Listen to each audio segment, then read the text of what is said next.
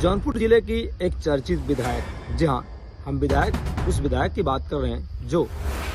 एक सप्ताह के अंदर टिकट मिला और चुनाव जीतकर उत्तर प्रदेश के सबसे बड़े सदन यानी विधानसभा के सदस्य बने। उनकी चर्चा देश दुनिया के तमाम प्लेटफार्मों पर भी होती है, क्योंकि तेज तर्रार विधायकों में उनकी चर्चा होती है। और चर्चा हो भी क्यों ना, क्योंकि जिस तरीके से एक सप्ताह के अंदर टिकट मिला और टिकट मिलने के बाद भारी मतों से चुनाव जीतकर उत्तर प्रदेश के विधानसभा के सदस्य बने। जी हाँ, हम बात करें समाजवादी पार्टी के तेज तर्रार जिस तरीके से विधायक रागिनी सोनकर की। जी हाँ, वही रागिनी सोनकर जो आने वाले दिनों में एक मंत्री का पद मिलेगा, क्योंकि जिस तरीके से समाजवादी पार्टी के तेज तर्रार विधायकों में इनकी गिनती होती है और 2027 के विधानसभा चुनाव में अगर समाजवादी पार्टी की सरकार बनती है तो रागिनी सोनकर को समाजवादी पार्टी के मंत्रिमंडल में शामिल होना तय माना जा रहा है, क्योंकि जिस तरीके से मछली शहर के विधानसभा सीट पर लगातार अपनी मौजूदगी पेश कर रहे हैं, इससे यह प्रतीत होता है कि समाजवादी पार्टी के लिए वो लगातार काम कर रही हैं। और आशा ये लगाया जा रहा है कि आने वाले समय में एक बार फिर समाजवादी पार्टी के सिंबल पर एक बार फिर मछली शहर के विधानसभा सीट पर चुनाव लड़ना तय माना जा रहा है। अगर चुनाव जीतती हैं और उत्तर प्रदेश में समाजवादी पार्टी की अगर बहुमत आती है तो उस सरकार में या कहें समाजवादी पार्टी की सरकार में मंत्री बनना भी तय माना जा रहा है,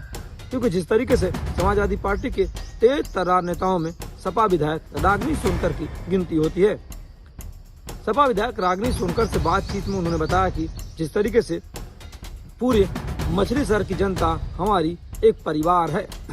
लगातार उस परिवार के बीच हम हमेशा रहते हैं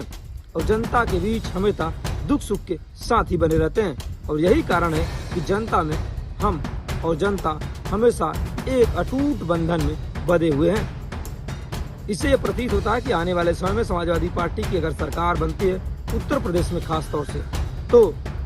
एक बार फिर सपा विधायक रागिनी सोनकर पर अखिलेश यादव मुहर लगा सकते हैं और उन्हें विधायक से मंत्री बनाने का जो सपना है वह शायद पूरा हो सकता है।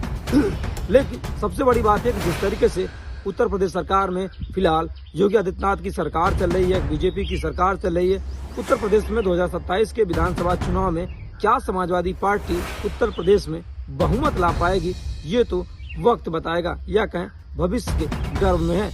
अगर समाजवादी पार्टी बीजेपी से टक्कर देने में कामयाब साबित रही तो आने वाले दिनों में समाजवादी पार्टी के लिए एक राहत की खबर होगी। और जिस तरीके से मछली शहर के सीट पर जो सपा विधायक है रागिनी सोनकर को मंत्रिमंडल में जगह मिलना एकदम पक्का माना जा रहा है,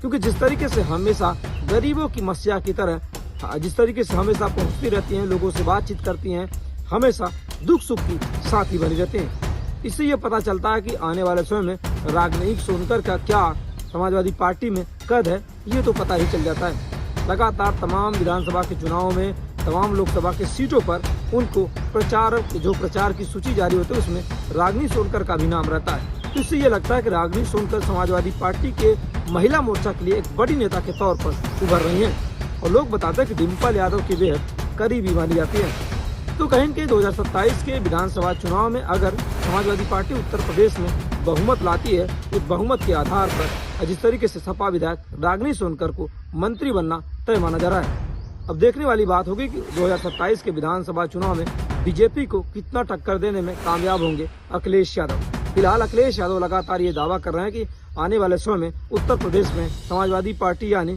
पीडीए की सरकार बनेगी। देखने वाली बात होगी कि पीडीए कितनी लड़ाई लड़ सकता है बीजेपी से, और अगर सरकार बनी तो सपा विधायक रागिनी सोनकर का मंत्रिमंडल में जगह मिलना पक्का माना जा रहा है।